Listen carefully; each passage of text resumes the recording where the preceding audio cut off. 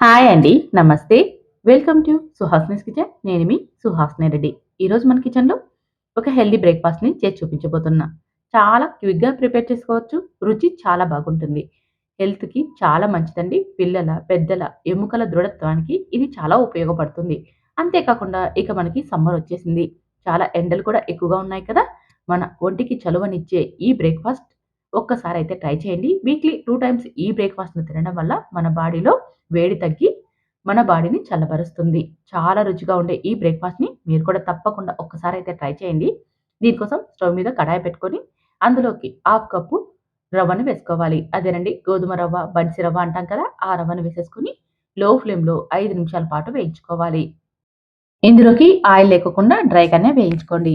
ఇలా ఒక 5 నిమిషాలు వేయించుకున్న తర్వాత ఇందులోకి హాఫ్ కప్పు రాగి పిండిని తీసుకోవాలి. మనం ఇక్కడ హాఫ్ కప్పు రవ్వను తీసుకున్నాం కదా! ఇప్పుడు హాఫ్ కప్పు రాగి పిండిని తీసుకుంటే సరిపోతుంది. అంటే ఒక కప్పుకి ఒక కప్పు అన్నమాట. సేమ్ క్వాంటిటీలో తీసుకోవాలి. ఈ రాగి పిండిని కూడా లో ఫ్లేమ్‌లో 5 నిమిషాల పాటు వేయించుకోవాలి. మనకి రాగి పిండి వేగిపోయిందంటే మంచి స్మెల్ వస్తుందండి. అప్పుడు మనకి వేగిపోయినట్టు. ఇలా వేగిన తరువాత ఒక ప్లేట్‌లోకి తీసుకొని పక్కన పెట్టుకోవాలి.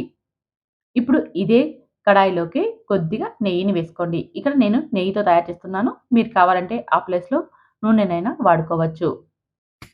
కాస్త నెయ్యి వేడెక్కాక హాఫ్ టీ స్పూన్ పచ్చిశనగపప్పు, హాఫ్ టీ స్పూన్ ఉద్దిపప్పు, ఒక పావు టీ స్పూన్ దాకా ఆవాలు, 10 దాకా జీడిపప్పు ముక్కల్ని వేసుకోండి. కావాలంటే మీరు జీడిపప్పు ముక్కల ప్లేస్‌లో వేరుశనగ విత్తనాలని అదేనండి పల్లీలను వేసుకున్నా సరిపోతుంది. ఇవంతా కూడా లో ఫ్లేమ్‌లో 5 నిమిషాల పాటు వేయించుకోవాలి. తర్వాత 4 పచ్చిమిర్చి చిలుకలు, కట్ చేసుకున్న ఒక ఉల్లిపాయని వేసేసుకొని, ఉల్లిపాయని కాస్త రంగు మారేంత వరకు లో ఫ్లేమ్‌లో వేయించుకోవాలి. మనకి ఉల్లిపాయ మరి ఎక్కువగా ఫ్రై అవ్వక్కర్లేదు. లైట్‌గా ఫ్రై అయిపోతే సరిపోతుంది. చూస్తున్నారుగా ఈ విధంగా ఉల్లిపాయ మనకి బాగా ఫ్రై అయిపోయాక, ఇప్పుడు ఇందులోకి కట్ చేసుకున్న ఒక టమోటాని వేసేసుకోవాలి.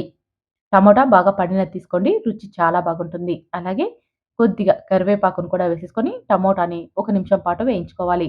టమోటా కూడా మనకి ఎక్కువగా ఫ్రై అవ్వకూడదు. మనం తినేటప్పుడు టమోటా అనేది అక్కడక్కడ తగులుతూ ఉంటే టేస్ట్ చాలా బాగుంటుంది కాబట్టి టమోటాని ఒక నిమిషం పాటు మాత్రమే లో ఫ్లేమ్‌లో వేయించుకోండి. తర్వాత ఇందులోకి 3 కప్పుల నీళ్ళని వేసుకోవాలి. ఇక్కడ మనకి రవ్వ, అలాగే రాగి పిండి కలిపి ఒక కప్పు అయింది కదా! హాఫ్ కప్పు తీసుకున్నాం కాబట్టి ఒక కప్పు అయింది. ఒక కప్పుకి 3 కప్పుల నీళ్ళని వేసుకుంటే సరిపోతుంది. అలాగే రుచికి సరిపడా ఉప్పును వేసేసుకొని ఒకసారి కలిపి రుచి చూడండి. ఉప్పు తక్కువ అనిపిస్తే మరి కాస్త వేసేసుకొని కలిపి మూత పెట్టి 5 నిమిషాలు మరిగించుకోవాలి. చూడండి ఇలా ఎసరు మరుగుతున్నప్పుడు మంటను లో ఫ్లేమ్‌లోకి టర్న్ చేసేసుకొని రాగి పిండిని ఒక చేత్తో వేస్తూ, ఒక చేత్తో కలుపుకోవాలి. అప్పుడే ఉండలు కట్టకుండా ఉంటుంది. ఈ విధంగా అంతా కలిసేలాగా లో ఫ్లేమ్‌లో మంటని టర్న్ చేసేసుకొని కలుపుకోవాలి. ఇదంతా బాగా కలిసిపోయాక ఇప్పుడు మంటని మీడియం ఫ్లేమ్‌లోకి టర్న్ చేసేసుకోవాలి. మీకీ రాగి పిండి వేసుకోవడం వల్ల ఉండలు కట్టేస్తుందనుకుంటే, రాగుల్ని వేయించుకొని కాస్త బరకగా గ్రైండ్ చేసుకున్నామనుకోండి రవ్వలాగా, అప్పుడు మనకి ఉండలు కట్టుకోకుండా ఉప్మా అనేది పర్ఫెక్ట్‌గా వస్తుంది. మీ దగ్గర రాగులుంటే అలా ట్రై చేయండి. రాగుల్ని వేయించేసేసుకొని రవ్వలాగా గ్రైండ్ చేసేసుకొనైనా మనం మనం ఉప్మాని ప్రిపేర్ చేసేసుకోవచ్చు. ఇప్పుడు ఇదంతా కలిసేలా కలుపుకున్నాం కదా! మూత పెట్టి 5 నిమిషాల పాటు మీడియం ఫ్లేమ్‌లో ఉడికించుకోవాలి. 5 నిమిషాల తర్వాత మూత తీసి కొద్దిగా కొత్తిమీరని వేసేసుకొని ఒకసారి అంతా బాగా కలిసేలాగా కలుపుకోవాలి. మనకి ఇదంతా దగ్గర పడింది కాబట్టి అడుగంటేస్తుంది. అందుకని మంటని ఇప్పుడు లో ఫ్లేమ్‌లోకి టర్న్ చేసేసుకోండి. లో ఫ్లేమ్‌లోకి టర్న్ చేసేసుకొని ఒకసారి అంతా బాగా కలిపేసాం కదా!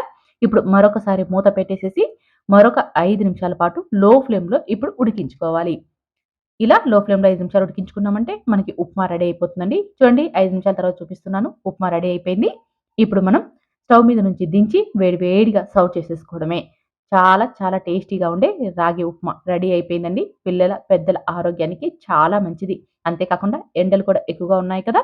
ఇలాంటి ఒంటికి చలవ చేసే ఫుడ్‌ని తీసుకోవడం కూడా మంచిది కాబట్టి తప్పకుండా మీరు ఈ విధానంలో ఒక్కసారి ట్రై చేయండి. టేస్ట్ చాలా బాగుంది. మా ఇంటిల్లిపాదికి కూడా ఈ రుచి చాలా బాగా నచ్చేసిందండి. మీరు కూడా ఒక్కసారి ట్రై చేస్తారు కదా! ట్రై చేసి టేస్ట్ ఎలా వచ్చిందో కామెంట్ చేయండి. నచ్చితే మాత్రం ఇలాంటి వీడియోస్ కోసం సుహాసినీస్ కిచెన్‌ని సబ్స్క్రైబ్ చేసుకొని ఫాలో అవ్వండి. Thank you for watching.